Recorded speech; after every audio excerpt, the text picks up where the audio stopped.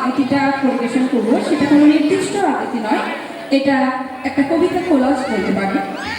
বর্তমান সমাজের সাথে এখন যে আবৃত্তিটা আমরা করবো সেটা ভীষণ ভীষণভাবে প্রাসঙ্গিক, কারণ বিষয়বস্তুটা আমরা বেছেছি নারী নারী সংক্রান্ত বিষয়ের উপরে কবিতা কোলাজ করে সেটা আমরা এই মুহূর্তে মঞ্চে প্রদর্শিত করব।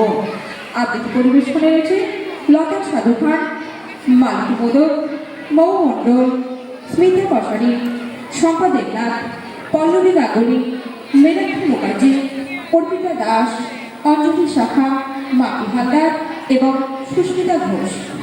এই মুহূর্তে মঞ্চে পরিবেশিত হচ্ছে নারী সংক্রান্ত কবিতা কোলাজ। বিশ্বে যা কিছু মহান সৃষ্টি চিরকল্যাণকর, অর্ধেক তার করিয়াছে নারী, অর্ধেক তার নর। কোন কালে একা হয়নি জয়ী পুরুষের তরবারি, প্রেরণা দিয়েছে, শক্তি দিয়েছে বিজয় লক্ষ্মী নারী।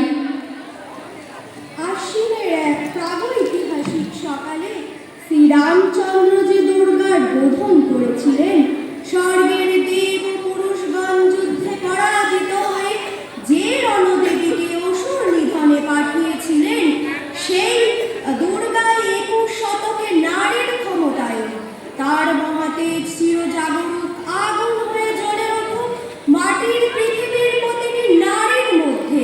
হে মহামানবী, তোমাকে সালাম। আমার দুর্গা মেধা পাটিকায় তিস্তা শীতলা বন্ধেরা, আমার দুর্গা মন হয়ে জ্বলে আমাবস্যার আঁধেরা। আমার দুর্গা মণিপুর জুড়ে নগ্ন মিছিলে হাঁটে, আমার দুর্গা কাস্তে হাতুড়ি আউশ ধানের মাঠে। আমার দুর্গা ত্রিশূল ধরেছে স্বর্গে এবং মর্তে, আমার দুর্গা বাঁচতে শিখেছে নিজে নিজে শর্তে। আন্দোলনে উগ্রপ্রবাদে শিক্ষাব্রতে কর্মযজ্ঞে রান্নাঘরে আতুর ঘরে মা তুঝে সালাম। অগ্নিপথে যুদ্ধ জয়ে লিঙ্গ সাম্যে শ্রেণী সাম্যে দাঙ্গা খেত মা তুঝে সালাম। মা তুঝে সালাম, মা তুঝে সালাম। আমি সেই মেয়ে যার জন্মের সময় কোনো সাপ বাজে, জন্ম থেকে যে জ্যোতিষীর ছকবন্দি, যার লগ্ন রাশি রাহু কেতু দিশা খোঁজা হয়েছে না তার নিজের জন্য নয়, তার ভাইয়ের জন্য, তার পুত্রের জন্য, তার স্বামীর জন্য। কিন্তু যার গর্ভ থেকে তার জন্ম, সেই মায়ের কথা বলেনি কেউ। আমি সেই মেয়েটি যে জন্ম থেকে বিবাহের জন্য বলি প্রদত্ত, যার বাইরে চেহারা চোখ, নাক, মুখ, ত্বক, চুল রং নিয়েই দর কষাকষি, যার মাথার বাইরেটা নিয়েই সকলের ভাবনা, মাথার ভিতরটা নিয়ে কারোর কোনো মাথা ব্যথা নেই। আমি সেই মেয়েটি যে ছোটবেলা থেকে শুনেছে জোরে জোরে কথা বলতে নেই, ছুটতে নেই, চেঁচাতে নেই, হাসতে নেই, এমনকি কাঁদলেও তা লুকিয়ে লুকিয়ে। আমি সেই মেয়েটি খেলার জন্য যার হাতে তুলে দেওয়া হয়েছে পুতুল, পুতুলের আদর পাবার জন্য, পুতুলের সংসার বানাবার জন্য। আমি সেই মেয়েটি যে গত কোনো শতাব্দীতে 5 বছর বয়সে মারা দিয়েছি গঙ্গা যাত্রীর গলায়, কুলীন ব্রাহ্মণের 365তম স্ত্রীর অন্যতমা হয়ে স্বামীর গর্ভে হয়েছি গর্ভিণী। একাদশীর দিন অগস্ট দশমী বালিকার তৃষ্ণায় আটক ঘরের মাটি লেহন করতে করতে প্রাণ ত্যাগ করেছি। আমি সেই মেয়েটি, জানেন আমি সেই মেয়েটি যে জীবনে কয়েকটি বছর শুধু ভুলের পর ভুল পুনরপি ভুল করে চলেছি। অন্ধকারের দিনে ফিরতে পারি না বলেই কি আমি অপমানের জ্বলন্ত কয়লার উপর দিয়ে হেঁটে যেতে চাই দুঃখের দিকে।